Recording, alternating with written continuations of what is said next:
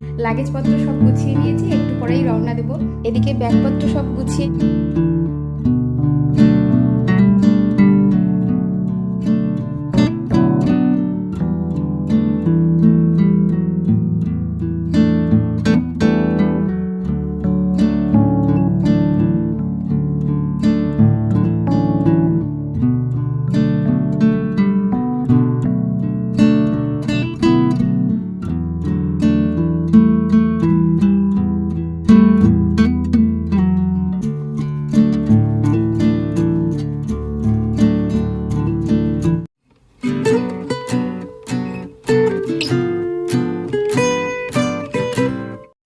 Good evening. তো আজ হচ্ছে 11ই ডিসেম্বর, বৃহস্পতিবার, আর এখন বাজে সন্ধে 6:30। 7:30টার সময় আমাদের বাস আছে। তো আজকে বেরোচ্ছি, গন্তব্যস্থল পরে আপনাদের সঙ্গে শেয়ার করছি। গতকালকে বাবুর এক্সাম শেষ হয়েছে, যদিও আগের থেকেই প্ল্যান করা ছিল, টিকিট কাটা ছিল, সমস্ত কিছু রেডি করাই ছিল। তো এই যে এখন বেরিয়ে পড়ছি, আর কোথায় যাচ্ছি কী বৃত্তান্ত সেটা না হয় আপনাদের সঙ্গে পরে শেয়ার করব। লাগেজপত্র সব গুছিয়ে নিয়েছি, একটু পরেই রওনা দেব। তো চলুন যাওয়া যাক, তারপরে আপনারা সব দেখতেই পাবেন। এদিকে ব্যাগপত্র সব গুছিয়ে নিয়েছি, তো যাব। আর এই জুতোটা এখানে রেখেছি কারণ নতুন জুতো নেওয়া হয়েছে, তো যাওয়ার সময় একবারে পরে যাব। আমি একবার বাসে উঠে গেলে তখন আর কিছু খাবো না, তো সেই জন্য নিজের জন্য এখন একটু পাস্তা বানাবো। আর এখানে এই যে দিসানোর যে ফুসলি পাস্তাটা রয়েছে, এটাই এখন নিজের জন্য একটু বানিয়ে নেব। এটা হচ্ছে 100% ডুরুম হুইট সেমোলিনা পাস্তা। এর মধ্যে কোনো আর্টিফিশিয়াল কালার, ফ্লেভার কোনো কিচ্ছু নেই, ভীষণ হেলদি।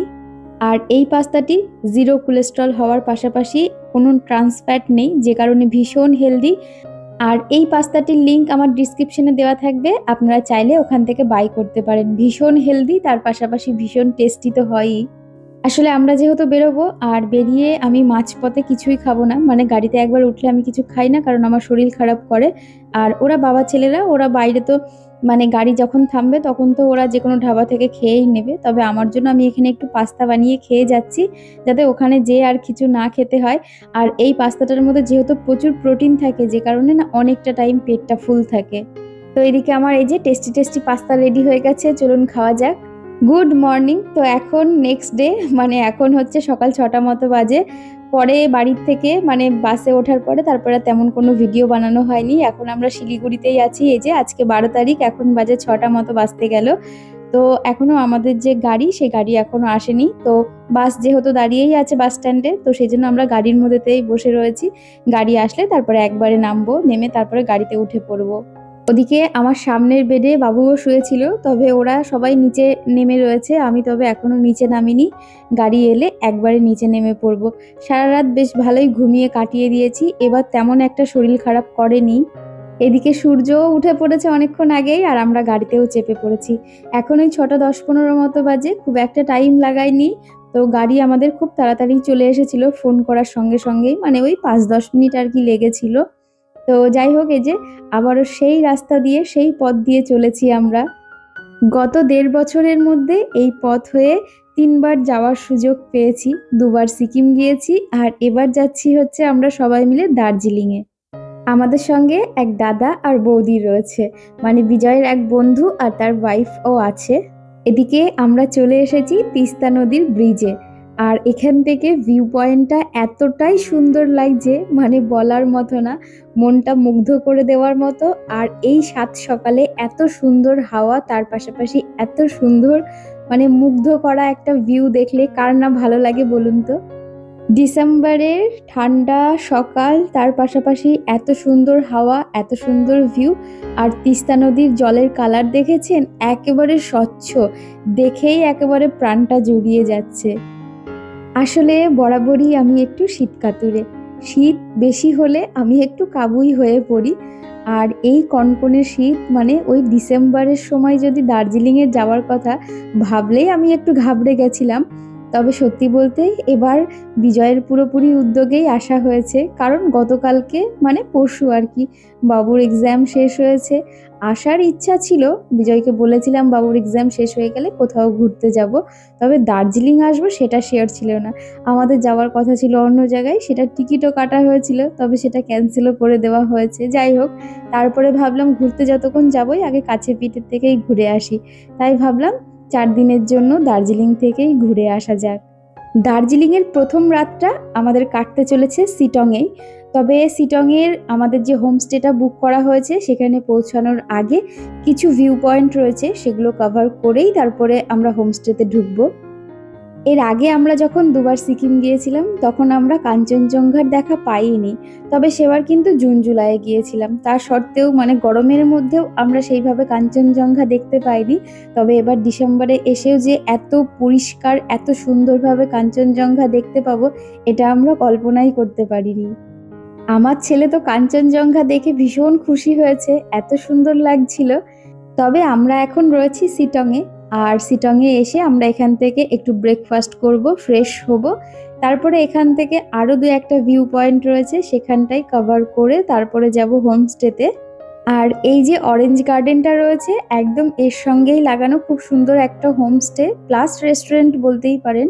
তো এখানেই আমরা সকালকার ব্রেকফাস্ট করেছি, এখানে লুচি ঘুগনি তার সঙ্গে অমলেট, তো সেগুলো সব আমরা ব্রেকফাস্ট করেছি। তবে তার আগে একটু ফ্রেশও হয়ে নিয়েছিলাম।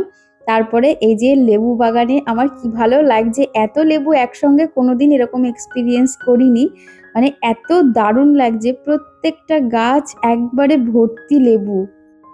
আর সেই লেবু গাছের কর্নার দিয়ে দেখা যাচ্ছে একদম পরিষ্কার কাঞ্চনজঙ্ঘা।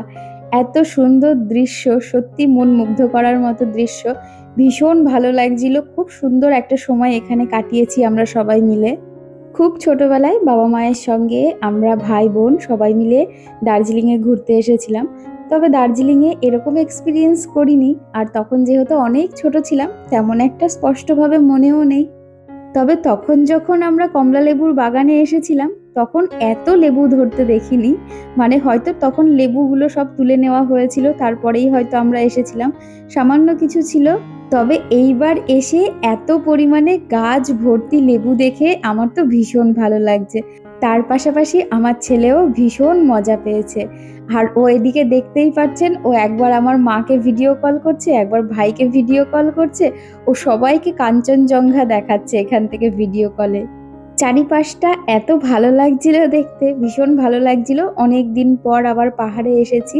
সত্যি কথা বলতে পাহাড়টা যেন আমার বরাবরই ভীষণ ভালো লাগে, কষ্টও হয় কারণ ভীষণ যেহেতু কষ্টের জার্নিটা, তবে ভীষণ ভালো লাগে।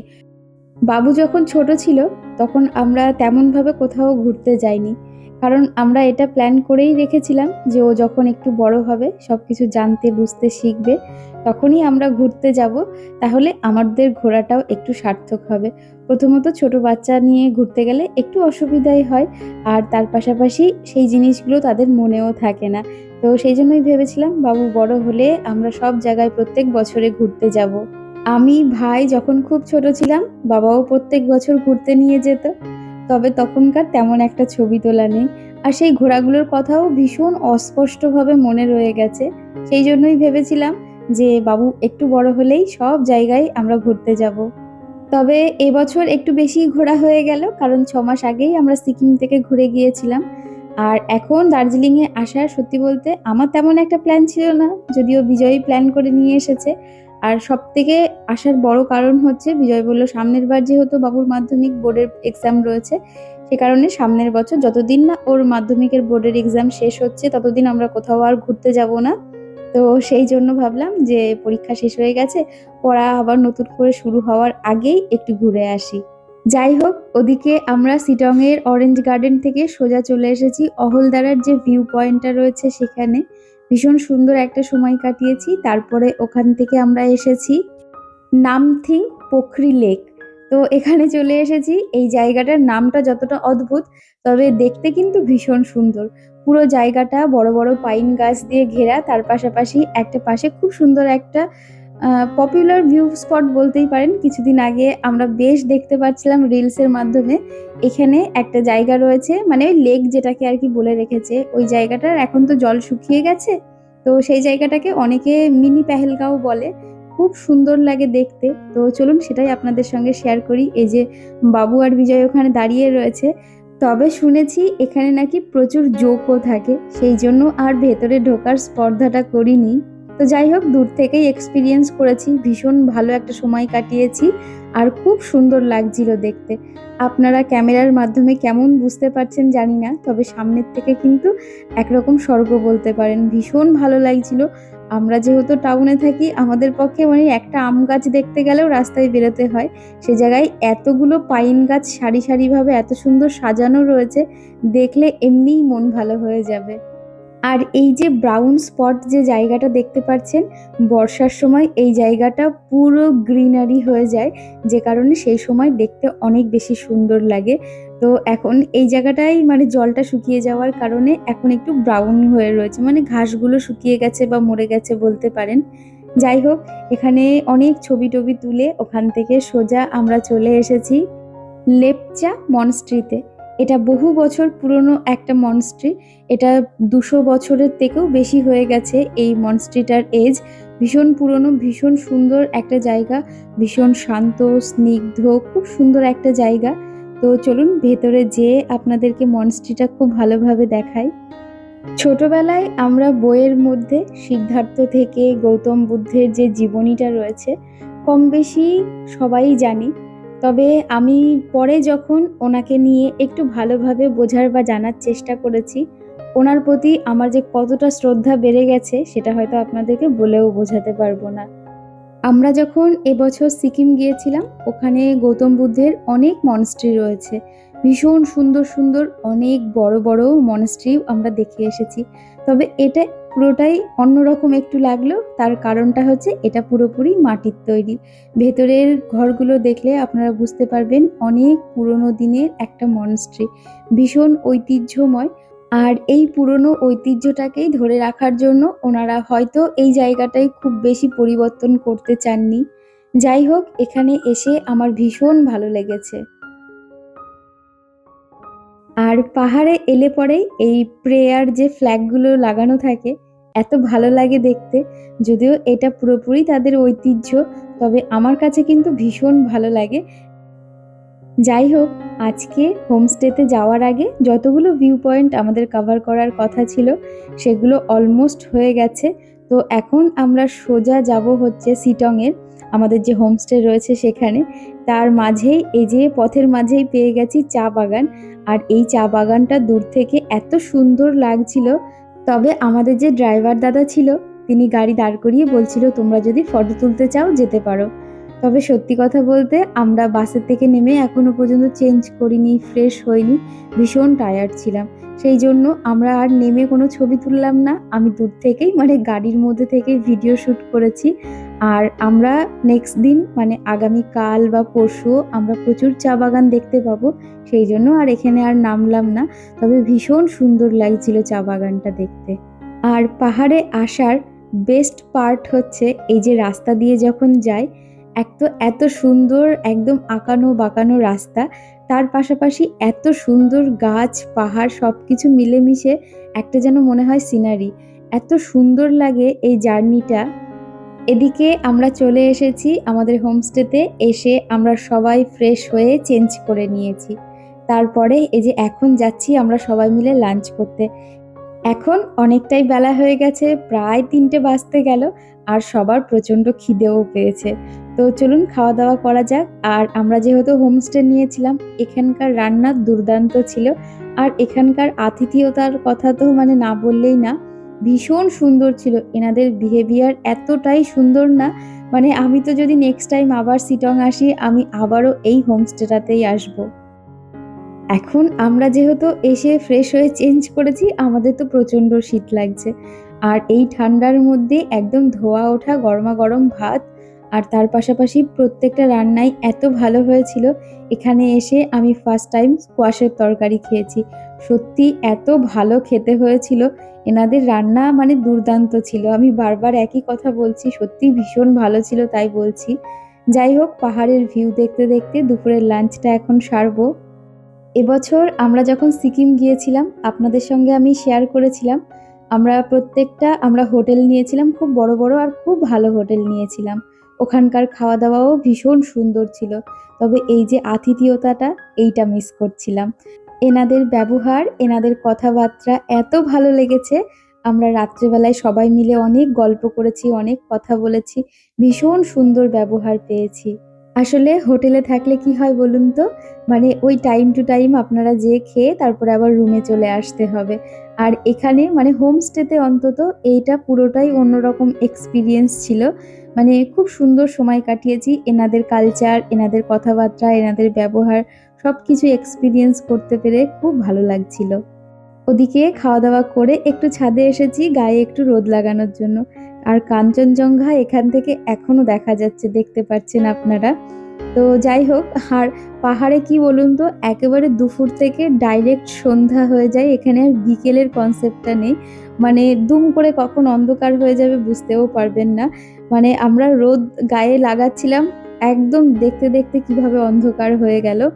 তো যাই হোক, খাওয়া-দাওয়া করে অনেকক্ষণ রাস্তায় একটু হাঁটাচলা করছিলাম, একটু ঘোরাঘুরি করছিলাম। তারপরে সন্ধ্যা লাগতেই আমাদের একদম দার্জিলিংয়ের স্পেশাল টি, তার সঙ্গে পকোড়া তো ছিলই।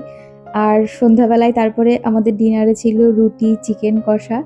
তো এই হচ্ছে আমাদের শিলংয়ের ১ম দিনের পুরো অভিজ্ঞতাটাই আপনাদের সঙ্গে শেয়ার করার চেষ্টা করলাম।